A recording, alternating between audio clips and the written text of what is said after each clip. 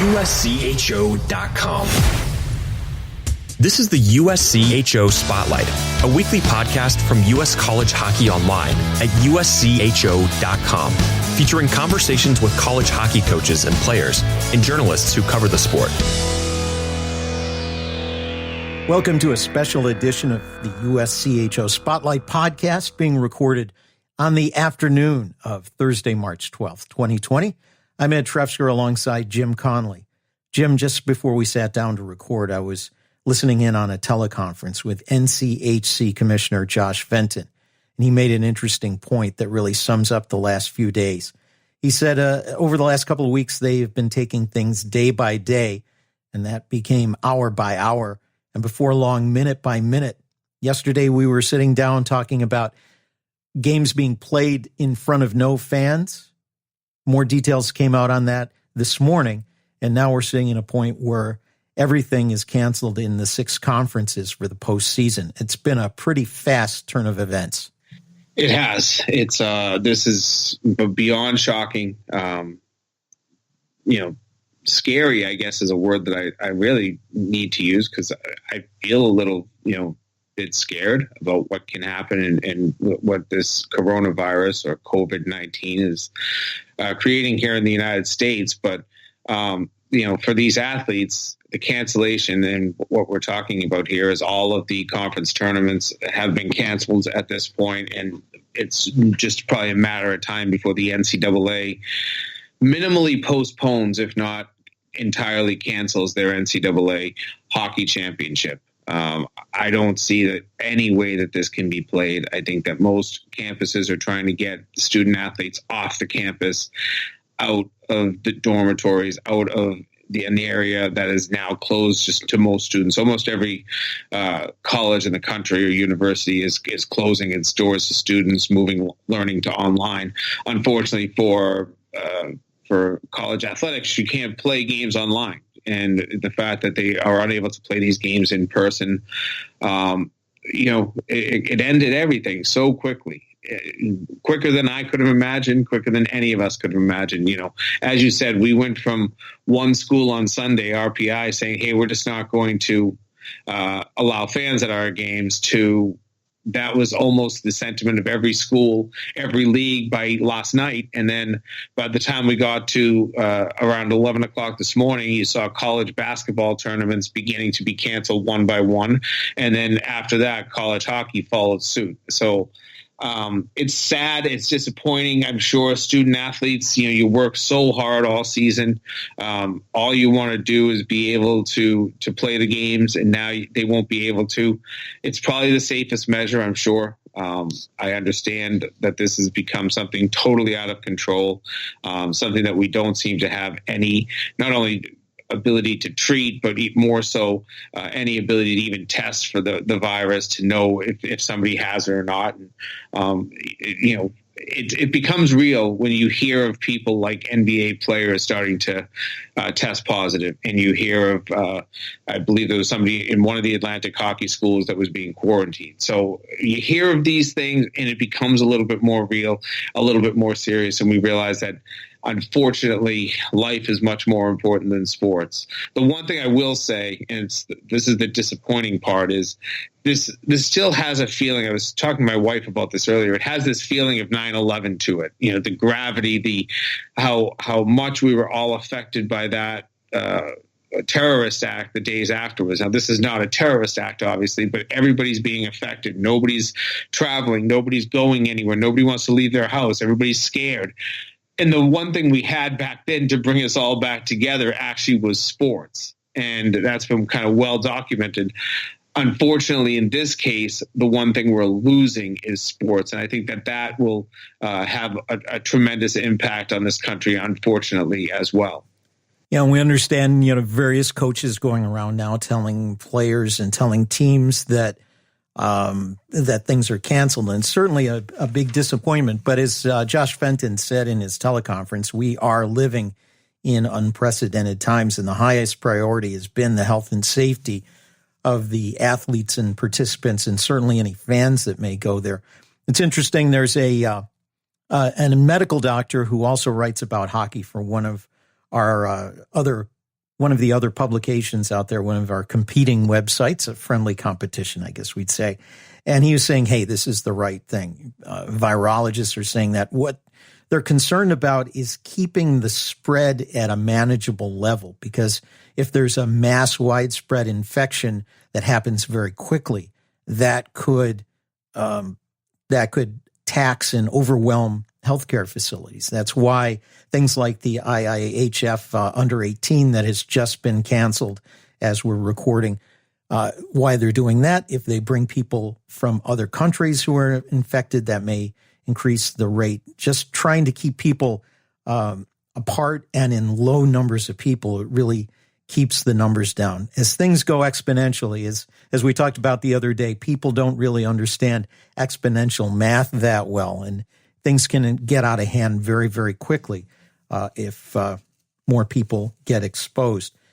I guess it's a case of they were concerned even with players just from other teams playing against each other in empty arenas still causing some risk. And you talk about the NBA, that same player about a week ago, when they put in place some distance rules in the NBA, after a press conference, he went around and touched everybody's microphone that was sitting on the desk there, just kind of, poking fun at the whole thing. And he's the first guy who is evaluated as having the virus. So I guess with this kind of stuff, and certainly we saw the dominoes begin to fall last night. As soon as the NBA suspended its season, it was a case of, okay, this is going forward. And yesterday we also saw Harvard and Yale pull out. More teams have said that they're going to do that. When you see in the national scene in basketball, a team as prominent as Duke stepping aside, then you know it's pretty serious. But right now the question remains, and we still don't have an answer on that. And I have to believe that they're discussing it very seriously and just are not ready to make the final announcement. But you have to think that not only the Frozen Four, but the basketball Final Four, both are going to end up being canceled. Trying to postpone those is difficult. I suppose you could a little bit in basketball, but in hockey, that's difficult. You're getting into a time of year where having a facility is difficult, where ice starts to get not so great when it gets warm. I was reading one report that said for the National Hockey League, they're telling their teams to prepare to be playing into July.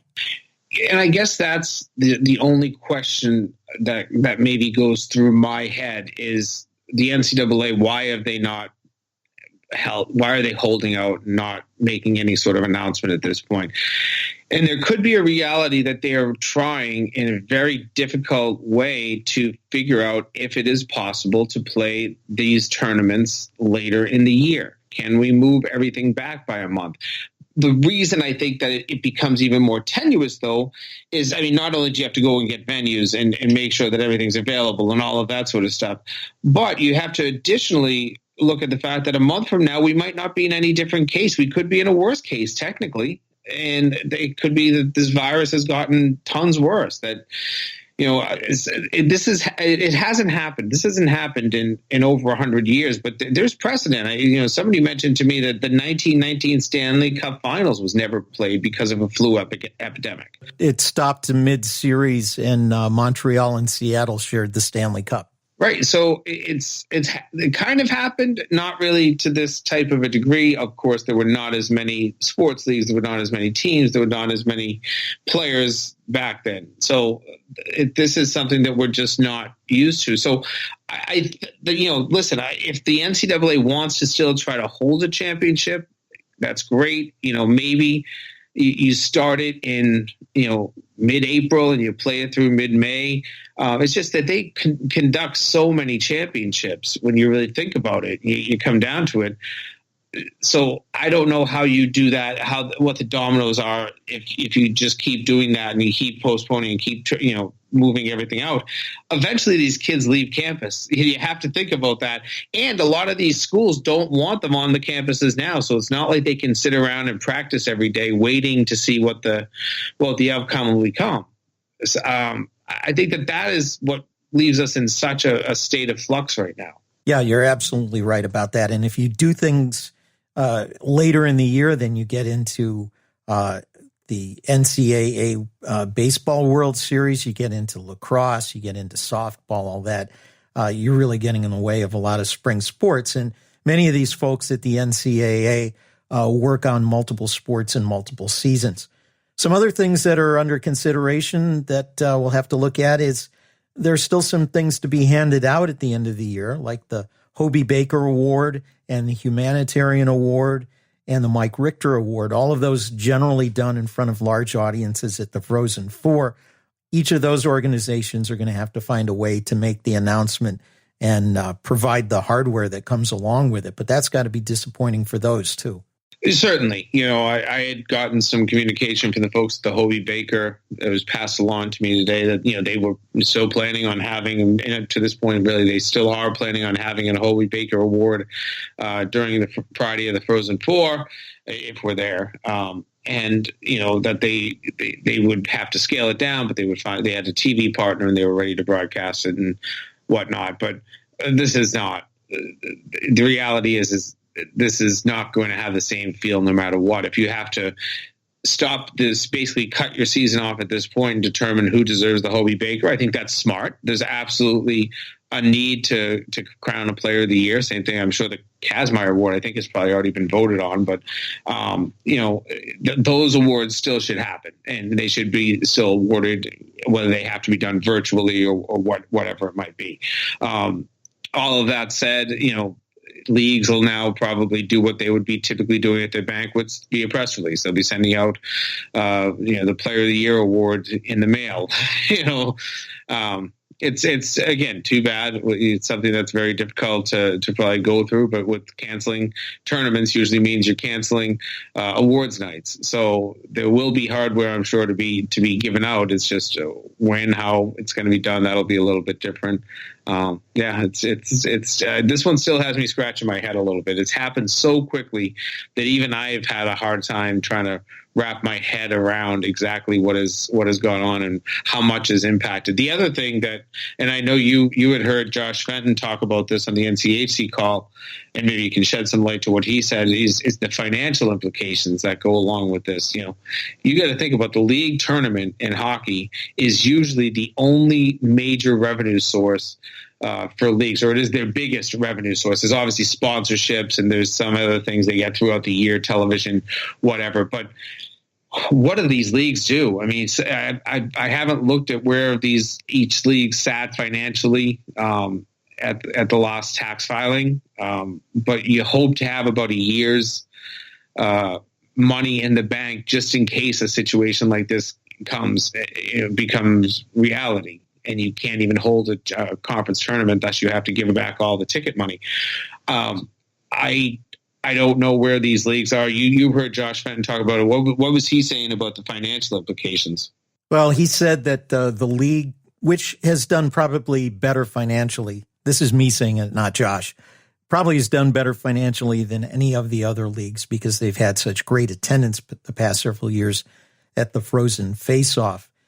But he said that they've created a reserve fund. And then he was asked a couple of follow-ups, how much is in the reserve fund? And he said, well, we don't really disclose or talk about that. And then he was asked, well, is there enough to have a year's worth of operation? And his answer was that the members of their executive committee and the athletic directors are happy with the amount that is in reserve. And that's the most he would say about it.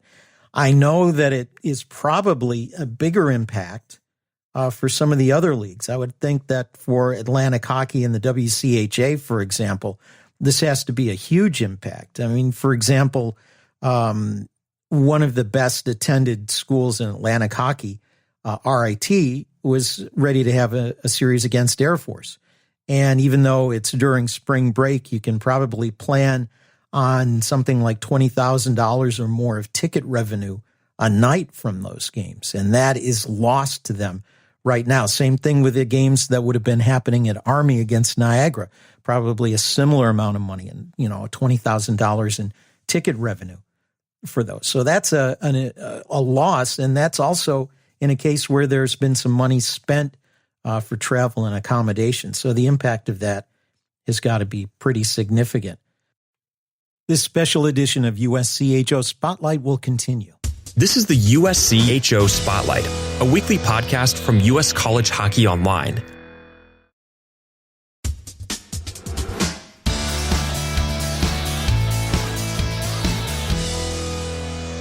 Jim, we were just talking about the financial impact on the leagues by not having their conference tournaments.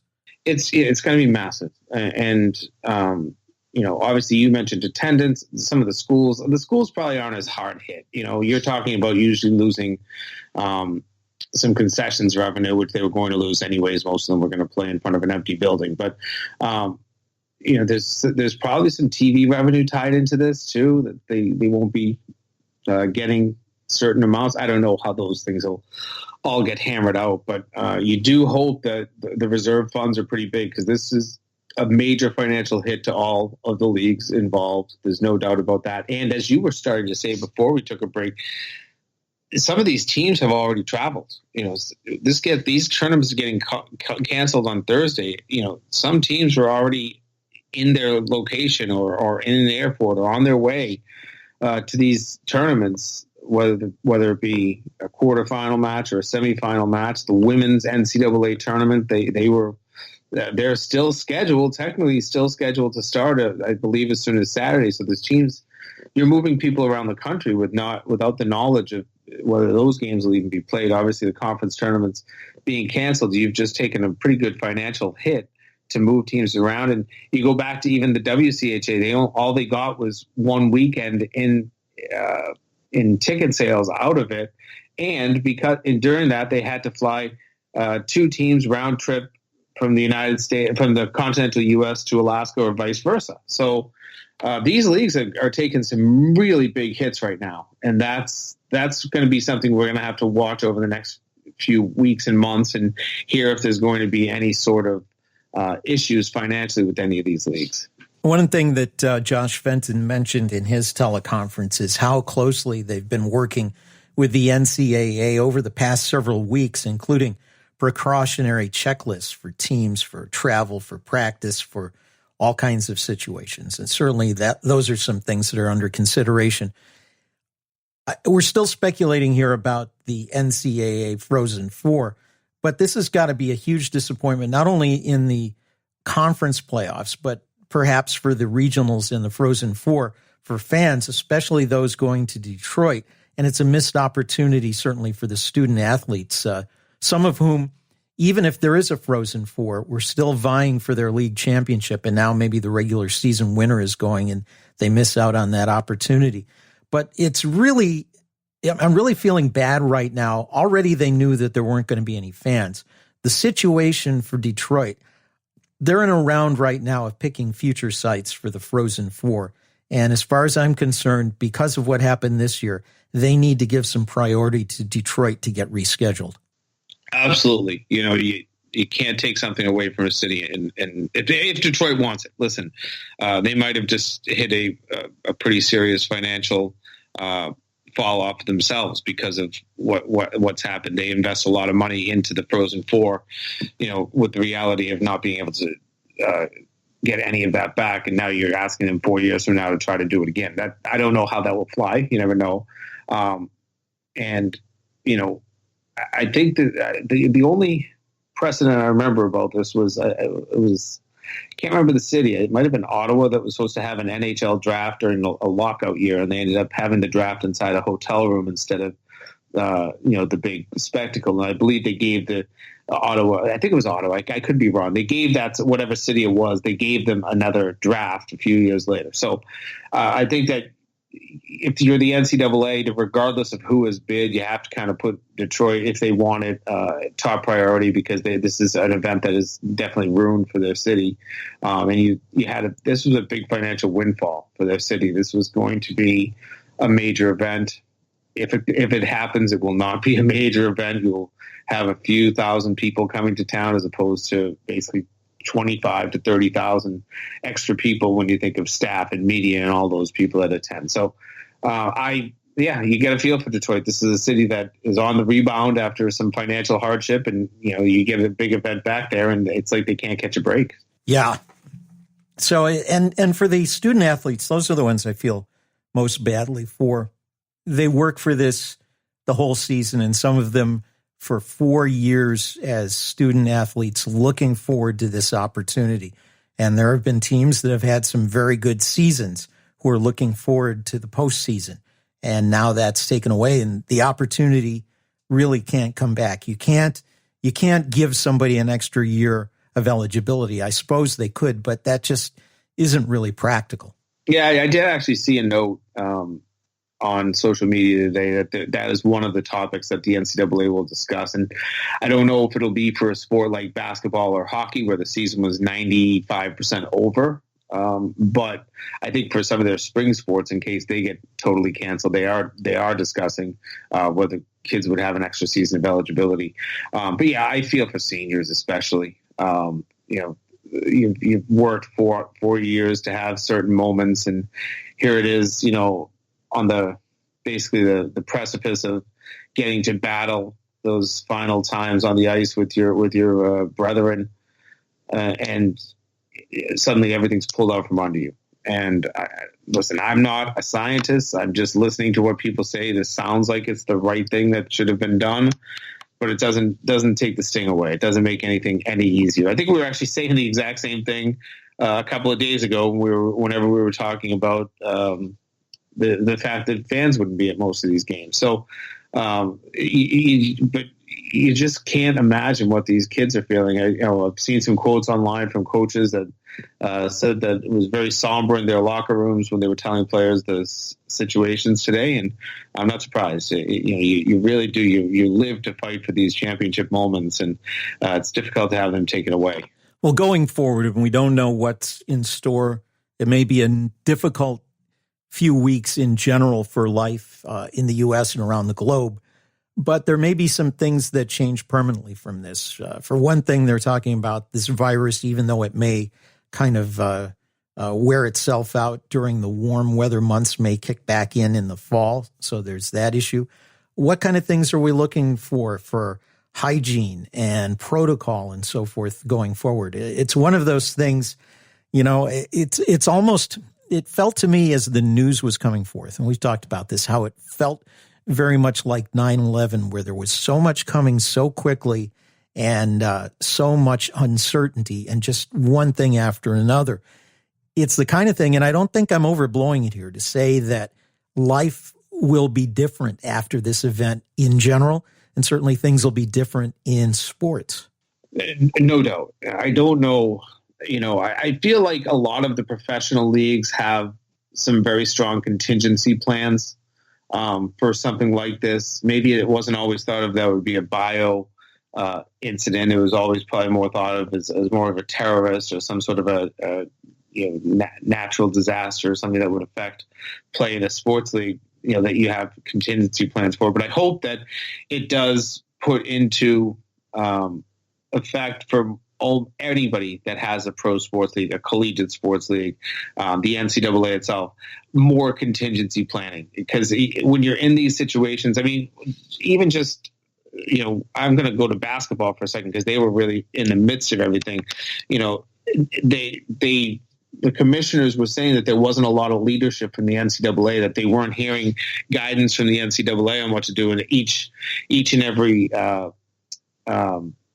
conference was on their own. They had to figure out what they were going to do. And I mean, that actually led to, I think, one conference taking the floor for the warm-ups of the first game of the ACC tournament. And they happened to have the number one seed there, so they canceled the game and presented them with the trophy.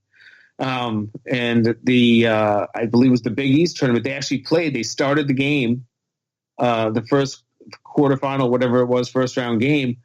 And at halftime, they canceled the tournament. So there wasn't a lot of good organization here. And that was, I think, a big part of the not knowing. I think that if we get into a situation like this again in the future, hopefully people will kind of take this as a learning experience to put into place more contingency planning. Well, I guess we'll have to see where things go from there. And we'll try to keep you updated on USCHO.com. I know there'll be some season-ending columns and articles to be written, and certainly a lot of news coming forward. Anything else you want to drop in before we wrap up, Jim? I don't think we'll be talking about a Frozen Four, and if that is the case, we won't be really doing any of these shows again. It'll be sad. It'll be disappointing, I'm sure. I'll miss seeing you in person again, Ed. It's always a lot of fun when we get to go to a city like Detroit and hang out for a Frozen Four, and you see a lot of friends. And it's difficult, obviously, for fans and media too. I mean, it's friendships for us, and I'm sure that everybody that is affected by this feels a little bit sadder today. And I know I do. And for all those out there, just keep your chin up and to stay safe, everybody. This is unprecedented times that we're living in, and we just need to stay safe. And wash your hands. And wash your hands. Well, that'll wrap it up for this edition of USCHO Spotlight. For Jim Connelly, I'm Ed Trefzger, and we'll catch you next time. This has been the USCHO Spotlight, a production of U.S. College Hockey Online. Visit uscho.com/podcasts to listen or subscribe.